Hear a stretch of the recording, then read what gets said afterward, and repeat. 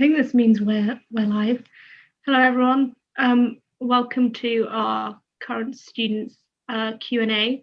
I'm Sarah, I'm the Access Officer, and I have some student helpers who are going to introduce themselves and then answer any of your questions. Please just put your questions on the page, on the Slido as we go along, and we'll try and answer them. So I'll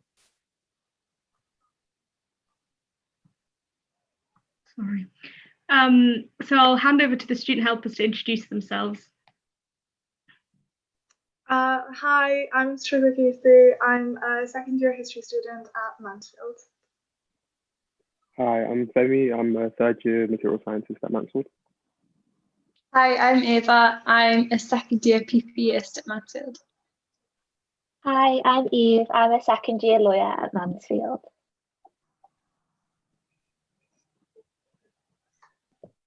Great.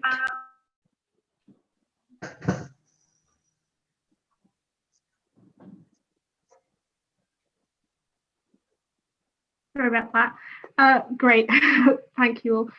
So the first question we had was, what criteria should people use when they're thinking about choosing a college? So obviously there's lots of different colleges. It could be quite hard to narrow it down. So should they keep kind of in mind things like places offered, particular interest of tutors, like the size? It'll be interesting to know kind of how you narrowed it down and what made you choose Mansfield or whichever college you chose to apply to. Shall we start with Shruti? I actually had an open application, so I only got interviewed at Mansfield. But I'm really happy to be here. It is an amazing college, and I think that really it is like one of the smaller colleges, but I think that's what makes it so good, because you know everyone that you are with, and you make friends really easily, and it's a very lovely community to be a part of. I would say that for me, I kind of decided on like the vibe of the college when I went there on the open day. So like what the people were like, and yeah, just how I felt at the place.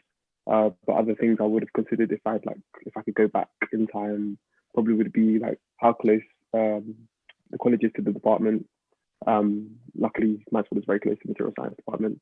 And then accommodation price as well, because it varies from college to college, and some places have the same price of accommodation for every room, and some colleges don't. So that's one of the things I would have taken into account. So I actually applied to Brasenose and not Mansfield, but luckily I think that they're quite similar, so I was really happy where I ended up anyway. And you do definitely end up loving any college you do end up in. But I sort of thought about, I went to quite a central college. I didn't want one of the massive bigger colleges, and also I wanted like quite a big cohort of people doing my subject. Some people prefer less people, but I kind of like the idea of a big group of us doing the same subject at the college. I chose Mansfield because of all the access work they do. So I did some access-based like summer schools, and I got to go into Mansfield and meet the people, and I really loved the vibe and how welcoming everybody was. So it was really like the only college I considered applying to. But it's also good because it's really close to the law faculty, so it's not a long walk when you've got an early morning session. And we've got a question which is, how did you find settling in and kind of your first few weeks at Oxford when you arrived? I think it was quite hard, but not really because of Oxford. It was just weird being away from home for me. But I think that, like I said, it is like one of the smaller colleges. So like I think like by the end of freshers week, you sort of knew everyone, and it feels very community minded, and like, you know, there's the crypt and everyone's always in the crypt, which we'll see what happens this year, but that's always really nice. And it was it's nice that you know everyone and you can just say hi. In terms of like academic work, I found it quite difficult like settling in, because we were getting lots of problem sheets, And it was so different to A levels in the fact that like with A levels you just answer like 95% of the questions and you're like, okay, sweet. And then I was getting to the problem sheets and I was like struggling on question 1A.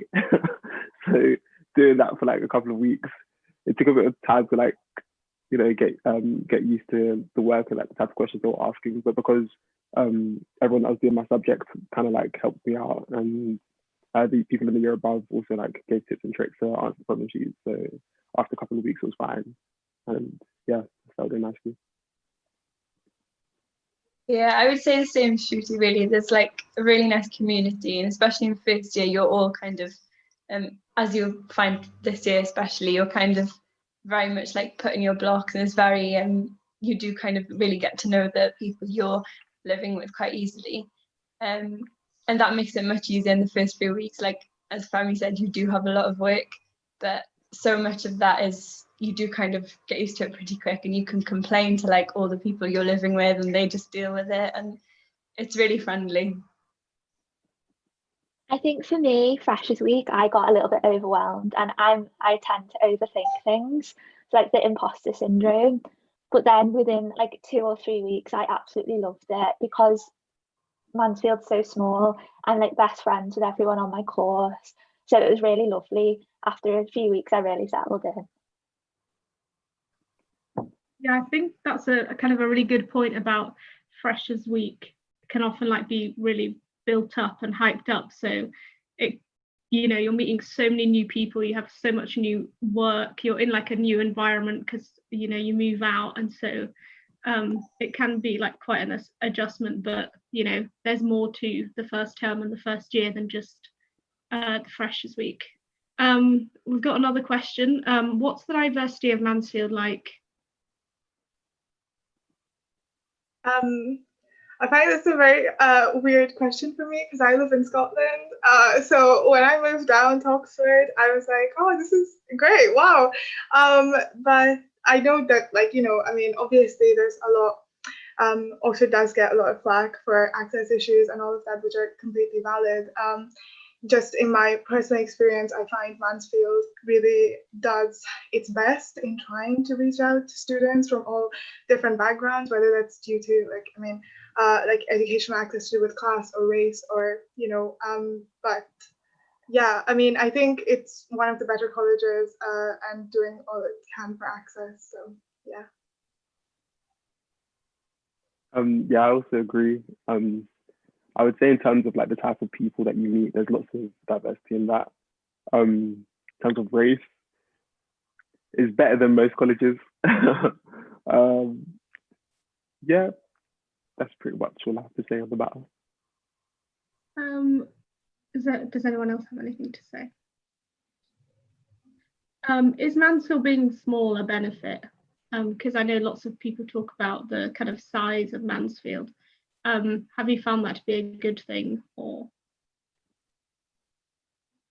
I would say we kind of touched on it earlier, but especially when you first get there, the fact that it's a bit smaller means you don't get maybe as overwhelmed as quickly. Whereas I think I would feel myself if I come from quite a rural area, so like my school was quite small.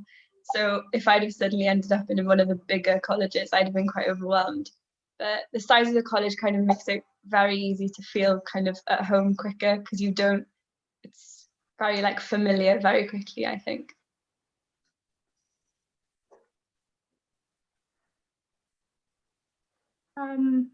We've got, what was your interview like? What were you most afraid of? I only had 2 interviews, but you know, sometimes you get, I think that is standard for a lot of subjects, but you do get pooled, so sometimes you're more than that. I don't really, I can't remember what I was most afraid of. I was just afraid of the whole thing. It was super weird being away from high school and being in Oxford. It was the first time I'd been in Oxford, so it was like, I mean, you know, I think it was intimidating and I was nervous, but I think that those are very natural feelings in that environment, and you know, kind of question yourself. But I don't know, I just went into my interview kind of thinking that, you know, I'll give it my best shot and see what happens. Yeah.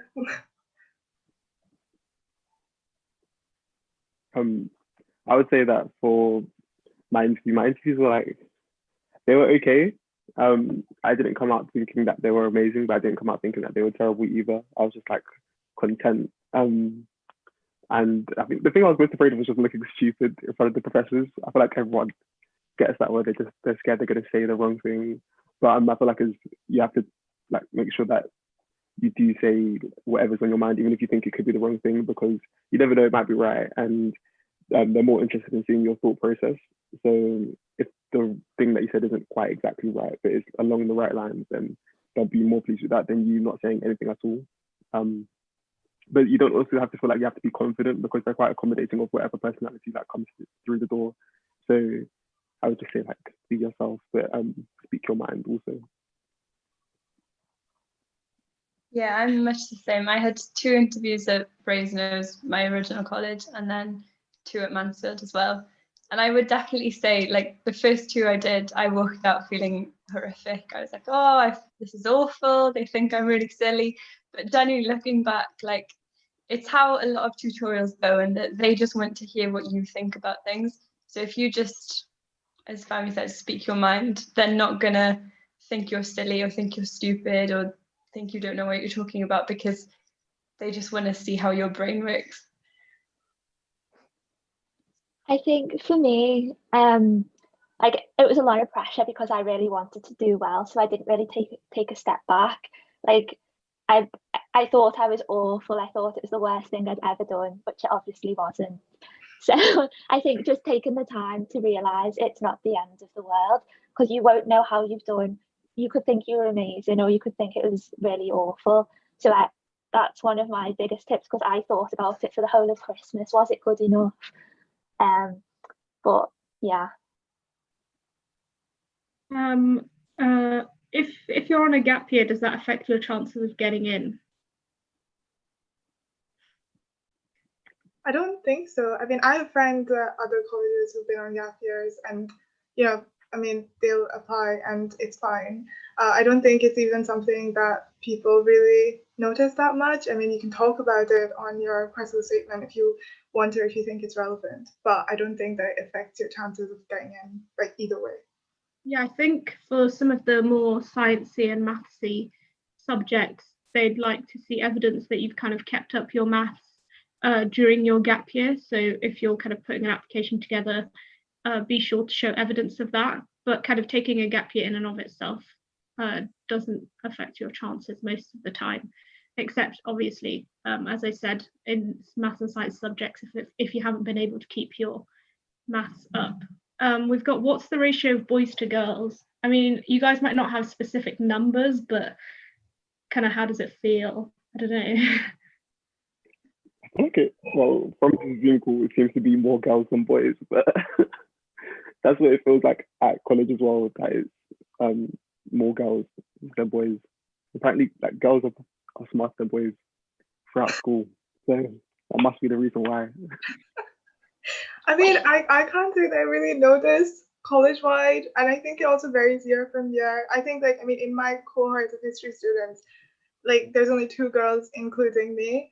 But other years are not the same. But I guess it's pretty equal. We've got a question for you, Shrikiti. Coming from Scotland, how did you find the transition? I don't like. Well, I mean, I think it is definitely different from what I was used to. I like, well, but it was nice. And it was great. I think that I found it difficult academically, because I think that the kind of way I was taught in high school, the way I wrote essays, and the way I thought about things just changed completely in like my first term. And I think that was hard getting used to that. But I also think that that's something probably a lot of students would go through as well. But I would say that, I mean, in terms of culturally, there are lots of like societies, and I think that there's more access for it going on right now with like Clydeside Project and places like that are being run by Scottish students, like within Oxford and I think within the wider university. So, I mean, I don't know. Don't worry about missing home. You will find like people who are from the same places as you are. We've got, is accommodation offered on site for all 3 years? And are ensuite rooms available for all 3 years? Anyone can answer. So in first year, you live on site, as I said earlier, and like freshers are generally in blocks together. In second year, there's a room ballot. So if you're at the top of the ballot, you kind of get first choice of the room, and there's some rooms on site and off site that you choose from. And then the ballot is flipped in third year, but in third year, most people choose to live on site. Fourth year, I think as well, you have to move out. Femi might know about that. Yeah. So it's still college-owned accommodation, isn't it? Isn't it, Femi? Oh yeah. It's all college owned, but it's just a flat. Yeah, I guess the perk of having college-owned accommodation is like it's cheaper than renting privately. And in terms of ensuite, you can, if you want, particularly if you have any specific requirements, so whether that's like cultural faith or kind of access requirements of why you need an ensuite room, then you can get one for all 3 years. But most people tend to kind of have a mixture of rooms as they go through the years. We've got, was there anything specific that you did in interviews or specific thing you wrote in your application that you think helped you get placed?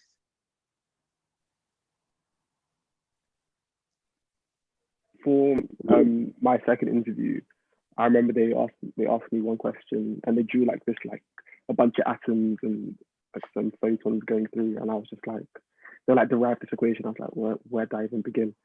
And I just started writing in really small handwriting on the top right hand of the paper, just a bunch of little equations. And then she's like, one of the professors stopped me and was like, oh, what's that one? I was like, I don't know, I just wrote it. And then it turns out that's the one that I had to work towards, but I didn't know it yet. But I was like proper scared. I was like, I wrote it in such a way that I didn't think they would see. And when they called me out, I was just sweating. But I feel like being like for sciencey subjects, it would be useful to do that. Like if you don't know exactly what you have to do with the presented information, just like try to jot down some equations that you think might apply to the situation, because I think it might help you along the way. Because that was like my third or fourth long pause in the interview, and I was feeling like I couldn't afford another long pause, so it kind of saved me there. I think in one of my interviews, I mentioned in my personal statement some of my work experience with my MP, and for the other, I spoke to like some of the other students who'd had interviews, and they all kind of stuck to the same script, but they actually asked me about that. So I would say kind of, if you have mentioned something that's a bit kind of off-piste in your personal statement, be ready for them to maybe flag you up on it or ask about it, or be ready to kind of face what they have to tell you. I think for me, in one of my interviews, we follow from the reading we got questions along those types of reasoning by my tutor, and I followed that line of questioning as far as I could. But I think the ability to say, I don't really understand something, can you clarify or expand on an answer is very good, instead of just saying, oh, I don't know. It's more of a conversation. They want you to do well as well. It's not just, they don't want to see you fail because they want somebody they can teach. So it's more of a conversation with the tutor interviewing you as well. We've got a few more questions about accommodation, so I might like group them together. Is there kitchen access that you can cook for yourself? What's the food at Mansfield like? How do you find the accommodation? What's it like?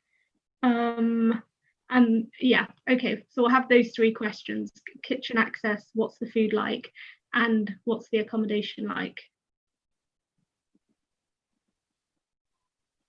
In terms of kitchen access, usually there's about, I think it's 7 kitchens on site, with one of them being for people that have like particular needs when they cook. So yeah, depending on where your room is on site, you'll be closer to a kitchen. But yeah, you can access a kitchen and like you can cook for yourself if you really need to. and the food at Mansfield is solid. I think this is like the fact that everyone brings up is like Mansfield was like #1 out of all of the colleges for, was it vegetarian or vegan food in like 2 years ago or something like that. So if you're vegan or vegetarian, come to Mansfield. And then how are we funding? Is that one of the questions? How are we funding? Yeah, so yeah, I was going to ask that as a separate question, but the question was more like, how are you finding the accommodation? What's it like? Okay. Nice? Is it old? Is it new? That kind of thing. I guess there's a mixture of old and new. In my first year, I had like shared accommodation, but my room was really big, and some of the rooms have like 2 sets of beds, so you can have friends over.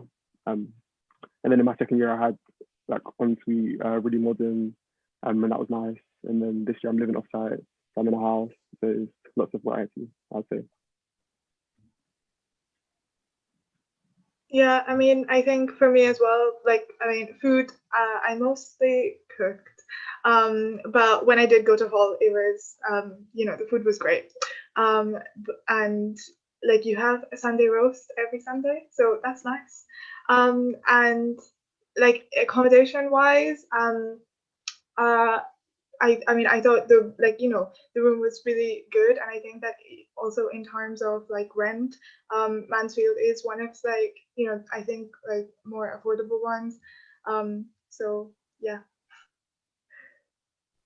I think I might have misunderstood the how do you find accommodation, and if the question was more how do you secure it, as in how do you find a room or a house to live in, if you go to Mansfield, then that's done through college. So as Aoife mentioned, there's a ballot, and depending on how high or how low you are, you get to pick a room, but you don't have to kind of find your own through like an estate agent or anything like that.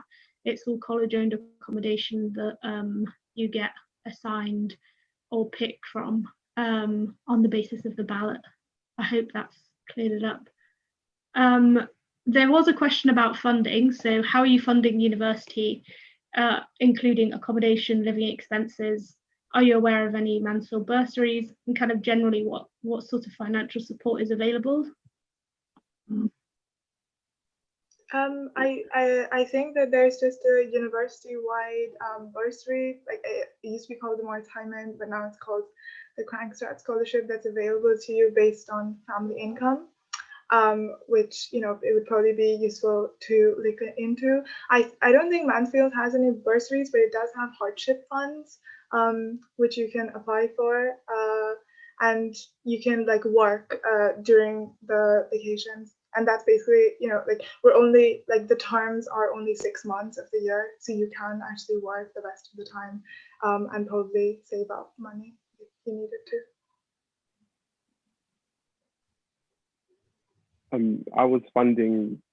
I am funding university through like help from my parents, and then maintenance loan, and I would work in the holidays as well, so help supply that. And Mansfield do have £150.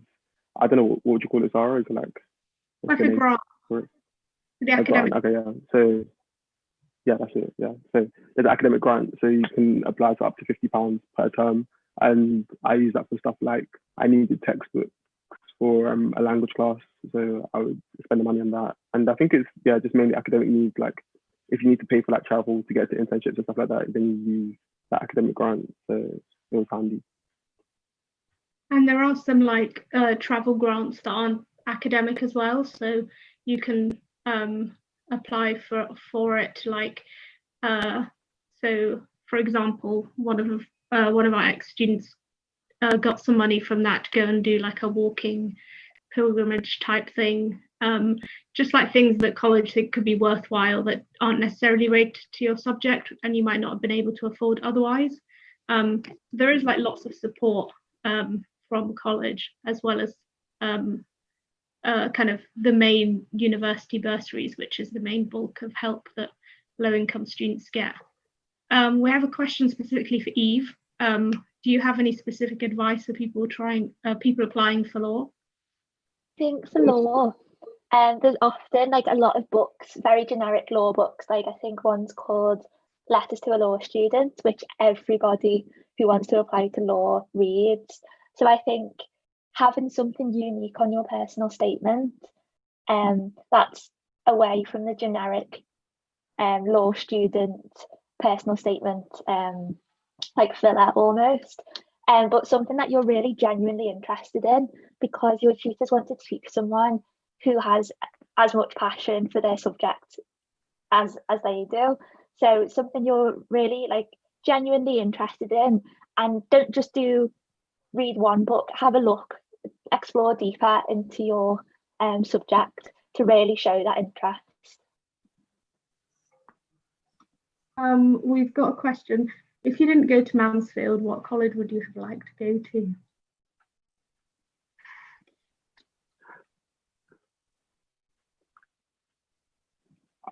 I would pick St Anne's or St Cat's. Those two are like, they have nice, like really nice people, I'd say, and they're really near to the department as well. So. And just because I applied initially to Brasenose, I think I'd say Brasenose. But as I said, after going to Mansfield, like I'm really glad I ended up where I am. I think for me it would probably be Lady Margaret Hall, just because it's very pretty and it has lovely rooms that you can use. I think for me it would be Wadham, because I've got quite a few friends and it was a lovely bop that I went to once. And what kind of clubs or societies are you all involved in, kind of outside of your work?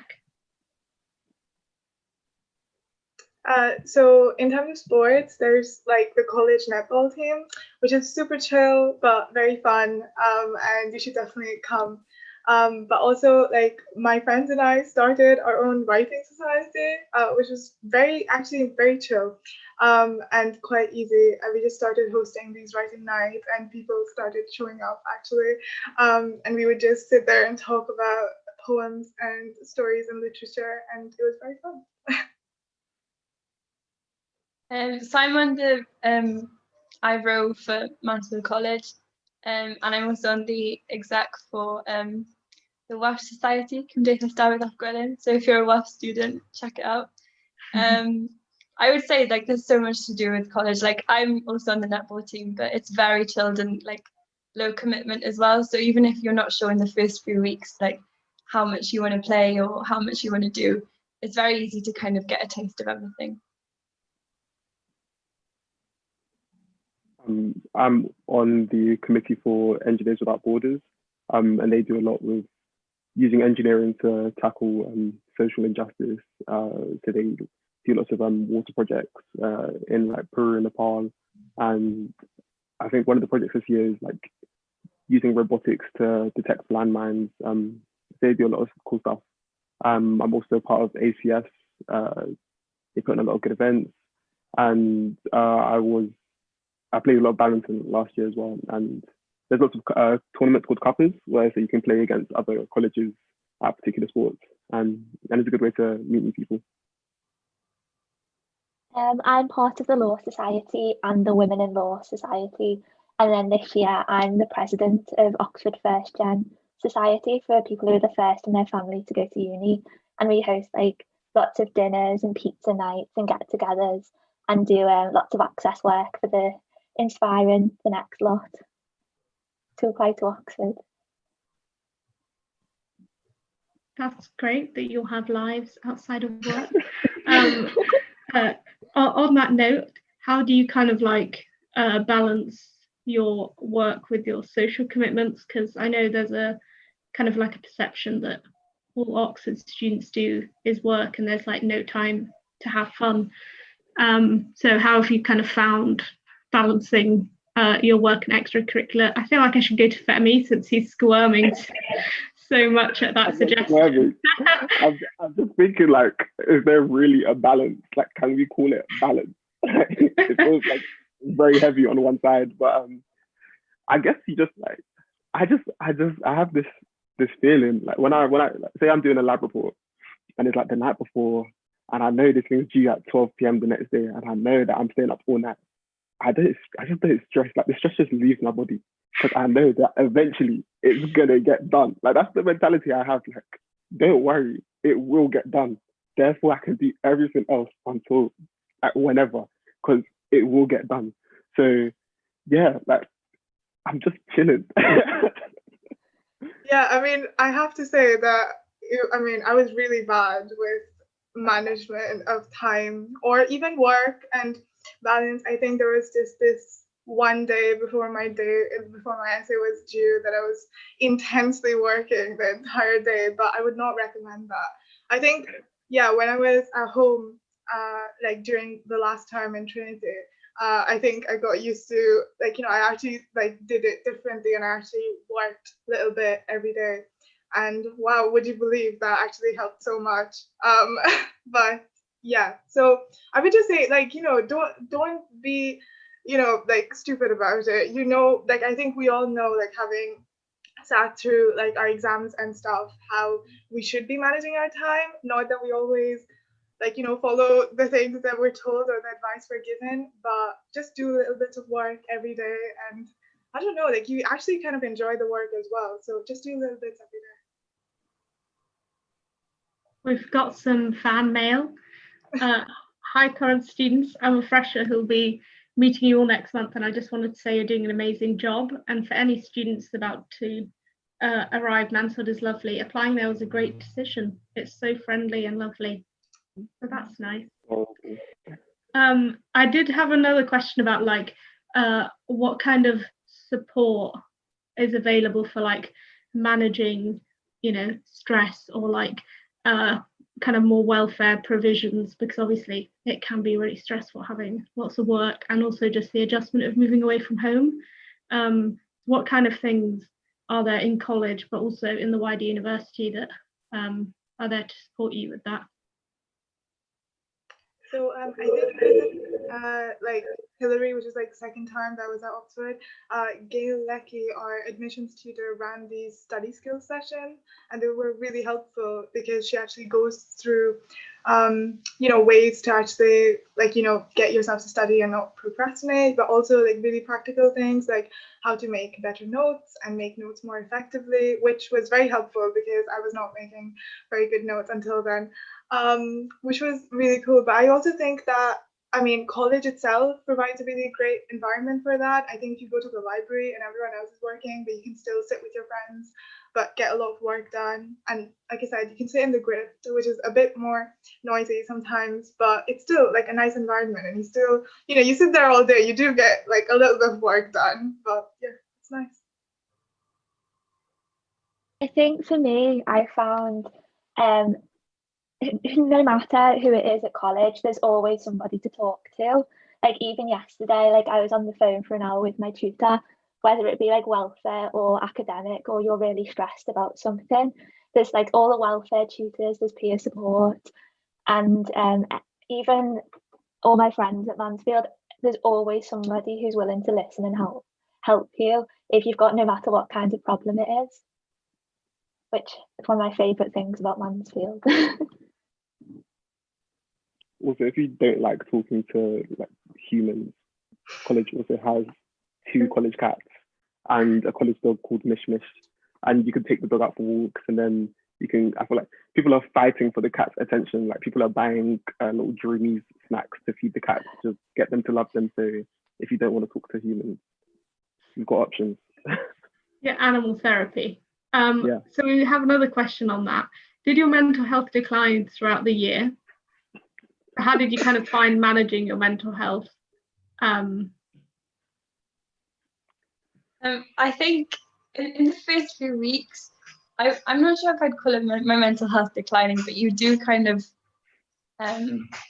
it's very easy to overwhelm yourself just with how busy you are, and kind of, I just found like my sleep schedule was no longer a schedule. It was just like I was napping at like 11 a.m. because I'd like been awake, and it was very bad. So like I do feel like if that does happen to you, it's kind of important to like, even if you just message your tutors being like, listen, having a bit of a bad day, I need a day of sleep. They are so understanding with anything like that. And like university wide, even there's there's stuff on hand if you need like to talk to someone, or like kind of therapy or anything like that. The uni itself, not just the college, if you want to go like wider than that, it's quite easy to talk to people.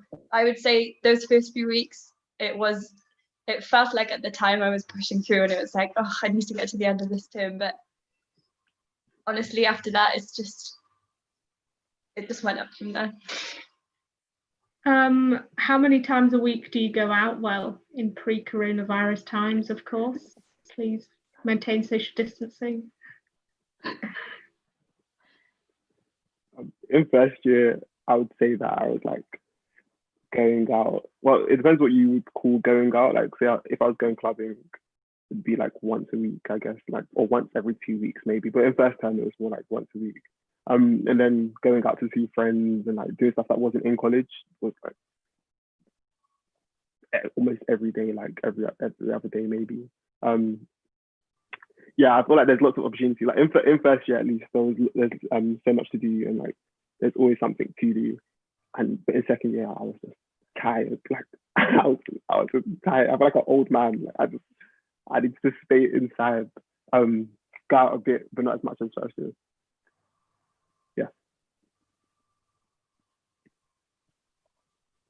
What's the nightlife like in Oxford? I think for the nightlife, I'm from Liverpool, so a very big city with a very good like nightlife. So I found going to Oxford, it was a lot smaller than what I was used to. But I think I told myself it's a different kind of fun, it's a different kind of night out to what I was used to. So you love it you love it in its own way, like a light up dance floor, which you wouldn't get in the north. But I miss it. Like you do grow to love it. We have to trick ourselves into loving it. But I also wanted to say that like you don't have to like feel pressure to go out and like drink and stuff like that. There are lots of activities that are on offer, especially in college, that don't require you to like have to drink and stuff like that. So no pressure. I'd say as well, it's quite easy to kind of just go out to the pub for a night with your friends, which like often you kind of end up in Wetherspoons or something, and you're like, I can't go further than here. Like I'm not going to end up going out. And like that is completely fine, and like it is acceptable. Like don't feel like, oh my God, it's fresh. Like not so much this festive week, but don't feel like there's a week where, oh, I have to go out every night this week, because genuinely it's very unlikely to happen. And like even a pub night sometimes is like just as good. Yeah, and I mean, college also has these things called bobs, which is sort of like reminiscent of your school discos, again, with like Eve said, which are its own kind of fun.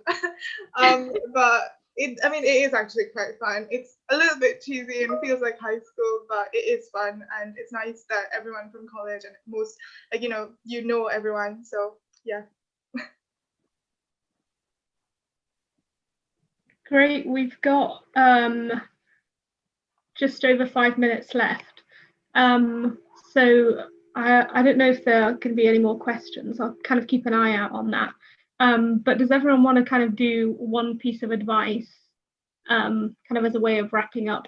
And if there is another question, I'll pose it to you after we've done this. So for people who are thinking of applying, obviously it's September, so the UCAS deadline is in less than a month. What advice would you have for people who are applying, whether it's to your subject or just generally? I would say if you're like on the edge and you're not sure if you're applying, or if you're like, but if it didn't really come into mind until you saw like maybe a couple of tweets from Maxwell Access about like live Q&As or whatever, I'll just say just give it a go, just like no matter what. Like even if you're not 100% sure if you're going to get in, or if you feel like you're not fit for the place, just try, because you've got 4 other options. So it's not unlikely that you'll get 1 or 2 at least from the 4 other options. So you might as well just put Oxford down and just like give it a go.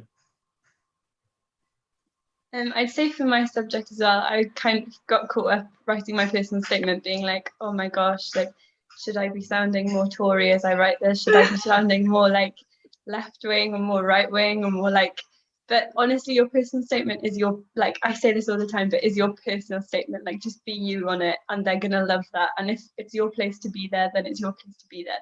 Like, don't go overthinking what they want you to be or anything, because they just want you to be you. That's very cheesy, I'm sorry.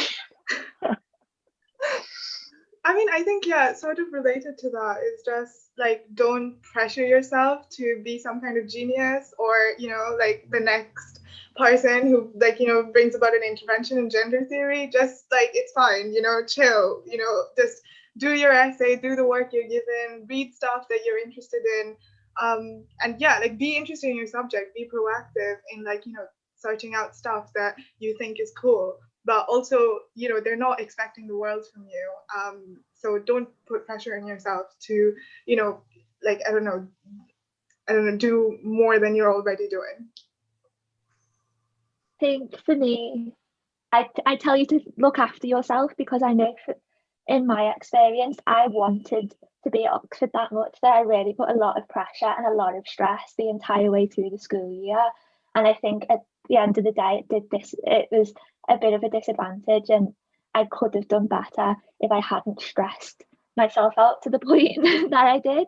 So I'd look at it in a new perspective. It's not the end of the world, but I'm sure you'll all be amazing. That was really good advice. Thank you. I'm just going to have a look and see if there are any final questions. Does anyone have any final words of wisdom before we leave? Doesn't seem like there's any questions. Okay. Well, if anyone does have any questions, we are online till 5 p.m, so we can give you a typed answer. It's not quite as good as being able to see all of our lovely faces, but it'll have to do. Hopefully you found this useful, and yeah, do check out the rest of like the videos to kind of get to know a bit more about Mansfield. And if any questions arise, just put them in the Slido and we'll get back to you. Thank you so much to all the helpers for being willing to do this as well. But yeah, bye.